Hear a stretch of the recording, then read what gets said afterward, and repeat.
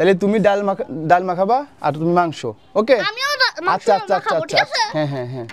ছেলেমেয়েরা মাংস এবং ডাউল রান্নাও করেছে এবং দৌড়ে খেতেও বসেছে।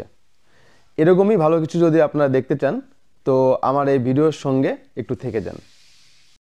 এই যে নাও, আমরা এটা কি দিলাম, এটা হলো আদা বাটা আর এটা হচ্ছে জিরা বাটা। ওকে, এটা হচ্ছে আমাদের কি পেঁয়াজ বাটা। ওকে, কিছু কাঁচা পেঁয়াজও দেবো আমরা। হ্যাঁ ওকে, আচ্ছা সাথে কি মরিচ বাটা। মাখাও, তেল তেল কো আর তোমার সাথে দিয়ে দিই, এটা তোমার সাথে এটা দিয়ে দিই। হ্যাঁ এই যে এটা হচ্ছে কি রসুন দিছি। আচ্ছা কিছু পেঁয়াজ দিয়ে দেবো। ওকে, কিছু কাঁচা মরিচ কি আমরা দিব, দিয়ে দিই। হ্যাঁ অনু রেডি তুমি? তেল একটু বেশি দিলাম, সুন্দর করে মাখাও। অনুর কি আরেকটু ইয়ে দেবো, আদা দিয়ে আরেকটু। ওকে, মরিচ কি আরেকটু দেবো? মরিচ আর না দিলেও চলবে, পরে দেওয়া যাচ্ছে। আর কটা পেঁয়াজ দিয়ে দিই, সুন্দর করে মাখাও যাতে প্রত্যেকটা মাংসের লাগে। হয়েছে? এবার লবণ দিছি আমরা। লবণ আমরা কি করব, প্রথমে কম দিব। ওকে, কম না দিলে বেশি হয়ে যেতে পারে, এটা লাগবে। হ্যাঁ পুরো দেব? হ্যাঁ পুরো নিয়ে নেব।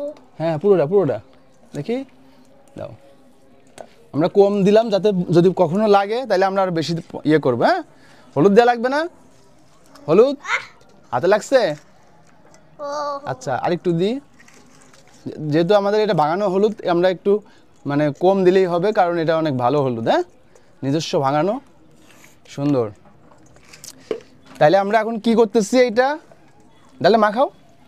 কোনো পারতেছো না? এই যে আমরা প্রয়োজনে মশলা দেবো আর একটু, প্রত্যেকটা মাংসের গায়ে আমরা কি করব যাতে মশলাটা যায়। তারপরে কি করব অনু, এটা মাখানোর পরে আমরা আধা ঘন্টা রেখে দেবো। কতক্ষণ? আধা ঘন্টা রাখলে কি লাভ হবে আমাদের, এই মাংসের সাথে প্রত্যেকটা মশলা সুন্দরভাবে মিশে যাবে। ওকে, যখন সুন্দরভাবে মিশে যাবে তখন মাংসটা সিদ্ধ করে যখন রান্না হবে তখন আরও টেস্টি হবে। ওকে, এখন রোদ্দুর লাগতেছে, একটু অল্প একটু রোদ্দুর দিব। বাবা তোমার এখানে তেল দিছিলাম। আচ্ছা এই মসুর ডালটা কীভাবে রান্না করব? মসুর ডালটা অনেকভাবে রান্না করা যায়। আমরা এটা কি করব, এটা আমরা কাঁচা ডালি সুন্দর করে মাখালাম। মাখানোর পরে কি করব, এইভাবেই আমরা পানি দিয়ে হালকা জালে আমরা রান্না করব। কিভাবে জাল থাকবে কীরকম বলো? হ্যাঁ বন্ধুরা, ব্যাচেলর রাঁধুনি হলে আস্তে জালে কোনো প্রকার ঘোটাঘুটি ছাড়াই এভাবে আস্ত ডাউল রান্না হয়ে যাবে। আর যদি বাড়ির রান্না হয় তাহলে এভাবে পেঁয়াজ ফোড়ন একটু দিতেই পারেন। এটা তার বেশি সময় লাগবে না। আচ্ছা এইগুলো সব কাটাকাটি করছে কে? আংটি আর কে? মা। তো এই কাটাকাটিগুলো, এই বাটাবাটিগুলো কিন্তু আমাদের শিখতে হবে। কি করতে হবে? শিখলে কি লাভ আছে বলো? ভালো খাওয়া যাবে। ঠিক আছে, আচ্ছা এটা কি? এটা কি? গরম মশলা। এটা কি? এটা রান্না কখন দিতে হয়? পরে। রান্না যখন হয়ে একেবারে আমরা যখন চুলার থেকে নামাবো তখন কি করতে হবে, হালকা করে ছিটাই দিয়ে আমরা রান্নাটা নামাই নেবো, তাই তো? আচ্ছা আমার লবণ একটু কম দিয়েছি, তাহলে আমাদের কি করতে হবে, রান্না করার সময় দেখতে হবে যে লবণটা কম হয়েছে কিনা, তাহলে আমাদের লবণ প্রয়োজনে দিতে হবে। খাতিস করতেছে তো খা। আচ্ছা আচ্ছা এবার গুণের তো কয় পিস আছে? 3 4 9 পিস। 9 পিসের ভিতরে তোরা দুইজন হচ্ছে 2 পিস করে খাইলি দুপুরবেলা, তাহলে কয় পিস হলো? 4 পিস। আর আমি আর তোর মা খাবো 2 পিস, তাহলে কয় পিস হলো? 6 পিস। আর রাত্রে খাবি কয় পিস? 3 পিস। এই 3 পিস তোরা খাবি। ওকে, মাংস আমরা কম খাবো, আমরা খাবো কম খাবো। ঠিক আছে, তো আমরা মোটামুটি এই ডাউলটা এখন রান্না করব, মাংসটাও রান্না করব। এটা কি খুব কঠিন কিছু? কঠিন রান্না করা কি কঠিন? আচ্ছা তাহলে আমরা এখন কি করব, এখন রান্না করতে যাব। ওকে, আর আমরা হাতগুলো কিন্তু মুছবো না কোথাও, আমরা হাতগুলো কি করব, এর সাথে জল দিয়ে ধুয়ে আমরা এখানে দিয়ে দেবো। তাহলে কি হবে, হাতের মশলাগুলো কি হবে? তোমার কি এইটা মশলা খাইতে ইচ্ছে করতেছে? না, খাইতে ইচ্ছে করে না? আচ্ছা ঠিক আছে, তাহলে আমরা চলো উঠি।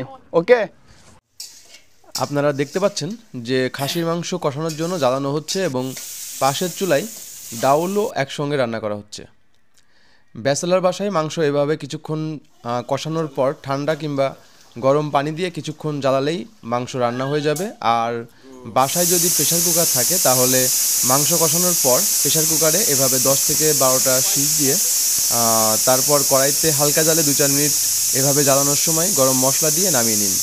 আর ছেলে মেয়েকে সঙ্গে করে গরম গরম খেয়ে নিন। তাহলে ক্ষণিকের জন্য হলেও জীবনের একটা মানে খুঁজে পাবেন। ধন্যবাদ। হ্যাঁ, আপনারা দেখতে পাচ্ছেন যে আমরা একেবারে রান্নার খাসির মাংস রান্নার প্রায় শেষ পর্যায়ে চলে আসছি। এখন জাস্ট আমরা এই যে গরম মশলা দিয়ে দিলেই কিন্তু শেষ।